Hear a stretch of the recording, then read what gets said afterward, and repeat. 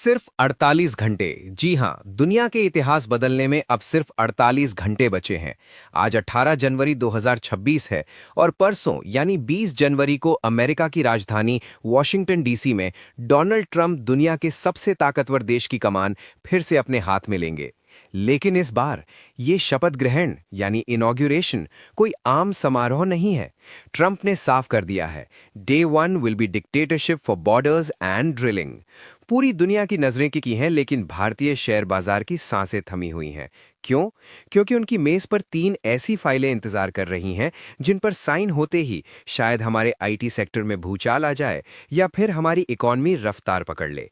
नमस्ते दोस्तों, रंजन फाइनेंशियल्स में आपका स्वागत है। आज हम डिकोड करेंगे ऑपरेशन 20 को।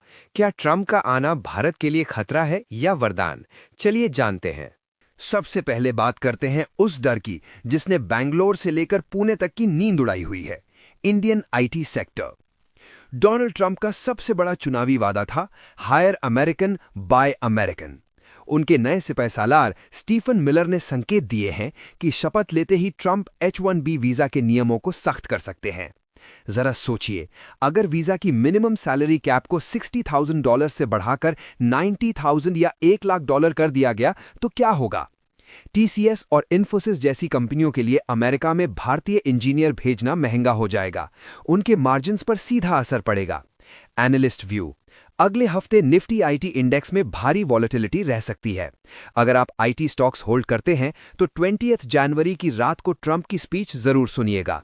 अगर उन्होंने आउटसोर्सिंग के खिलाफ एक शब्द भी बोला तो 21 जनवरी को बाजार खुलते ही आईटी शेयरों में गिरावट आ सकती है। दूसरा बड़ा झटका जो लग सकता है वो है ट्रेड यानी व्यापार पर। ट्रंप को टैरिफ मैन कहा जाता है। उनका मानना है कि भारत अमेरिका के साथ व्यापार में बेईमानी करता है। उन्होंने भारत को टैरिफ किंग कहा था। डर यह है कि ट्रंप रेसिप्रोकल टैक्स एक्ट पास कर सकते हैं। मतलब, अगर भारत अमेरिकी कारों यानी टेस्ला पर 100% टैक्स लगाता है तो अमेरिका भी भारत से आने वाली दवाओं मतलब फार्मा, कपड़ों मतलब टेक्सटाइल्स और गाड़ियों मतलब ऑटो कंपोनेंट्स पर 100% टैक्स लगा देगा।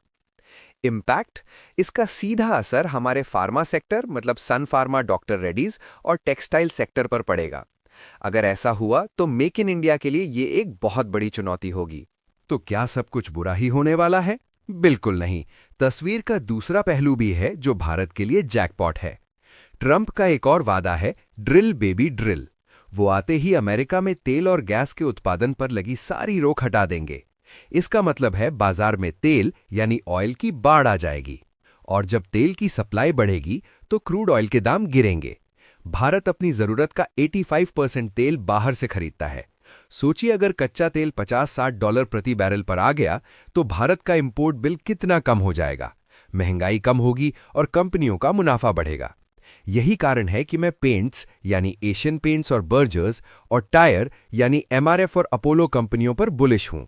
ट्रंप की पॉलिसी से इन कंपनियों का रॉ मटेरियल सस्ता होने वाला है। एक और बड़ा एंगल है चाइना। अगर अमेरिका और चीन की लड़ाई बढ़ती है तो ग्लोबल कंपनियां चीन छोड़कर कहां जाएंगी? सिर्फ एक ही विकल्प है, भारत। चाइना +1 स्ट्रैटेजी को ट्रंप के आने से रफ्तार मिलेगी। एप्पल पहले ही भारत में आईफोन बना रहा है, अब और भी कंपनियां आएंगी। तो जो नुकसान आईटी में हो सकता है उसकी भरपाई मैन्युफैक्चरिंग और डिफेंस सेक्टर से हो सकती है। तो दोस्तों, कंक्लूजन क्या है? 20 जनवरी का दिन ब्लैक डे नहीं बल्कि एडजस्टमेंट डे होगा। Analyst recommendation but not a financial advice. IT stocks अभी नई खरीदारी ना करें, वेट एंड वॉच की नीति अपनाएं। डोमेस्टिक स्टॉक्स उन कंपनियों पर फोकस करें जो भारत में ही माल बनाती हैं और भारत में ही बेचती हैं, जैसे एफएमसीजी, बैंक्स, रेलवेज। इन पर ट्रंप का कोई असर नहीं होगा। ऑयल बेनिफिशियरीज, पेंट और टायर स्टॉक्स को पोर्टफोलियो में ऐड करें। परसों यानी 20 जैन को जैसे ही ट्रंप शपथ लेंगे, हम रियल टाइम में मार्केट का रिएक्शन देखेंगे। आपको क्या लगता है, ट्रंप भारत के दोस्त साबित होंगे या दुश्मन? कमेंट में लिखें #Trump 2.0 और अपनी राय दें। वीडियो को शेयर करें ताकि हर इन्वेस्टर सावधान हो जाए। सब्सक्राइब करें रंजन फाइनेंशियल्स। जय हिंद।